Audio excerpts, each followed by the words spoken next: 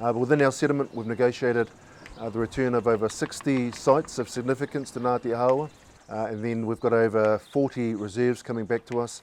Those include the likes of Ngā Huinga, again a significant place for our iwi. It is very important that we don't forget Ngā Huinga.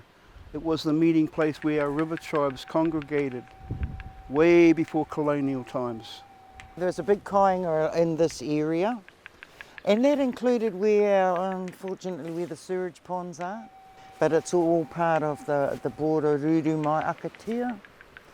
And Ruru mai Akatea was a very significant place for our tūpuna because of the converging of the Ongārue and Whanganui. Many people were living there. All our people had gardens of taiwa and kai from here right through our territory down to the bottom. In the time of the kingitanga, people would come down the awas, come up, and they would all converge at Ruru mai Akatea and have their debates. That was in the time of Pōtatau. And then later in the time of Tāwhiao, they would come down here to talk with our tūpuna. At the time of the Rangawenua movement of the retention of land sales, the kingitanga and the king, or Te Peka, they came here and they were looked after.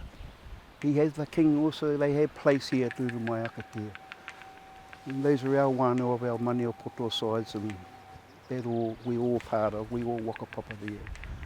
Also in 1869 when Te Kote fought up at Te Porere, he came here to Ruru mai Akatea.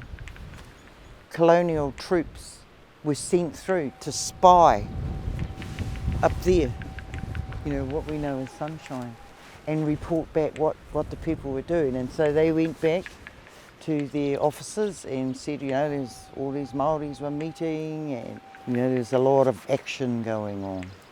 And so Te Kote came here before he went up to Te Kuiti. This is all part of the Waimarino. Anything on the left bank is the Waimarino. That's 460,000 acres of land. That was one huge land grab by the Crown through the Native Land Court. And we lost all our lands here in the Tupunaroi of Hāua. I mean, there's an immense amount of land loss. 770,000 hectares alone just in this area, with all that, without the areas further down the river.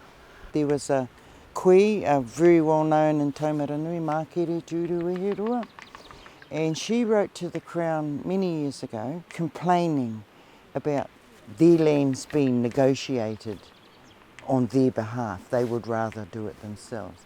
And one of the phrases she used, because all we had been left with is the toenail of the pig.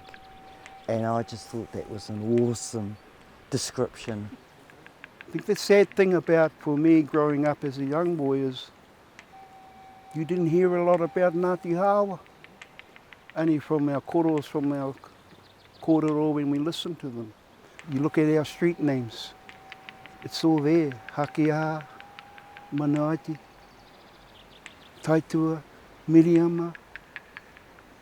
That's all us. It's the whakapapa. It's our whakapapa. It's who we are.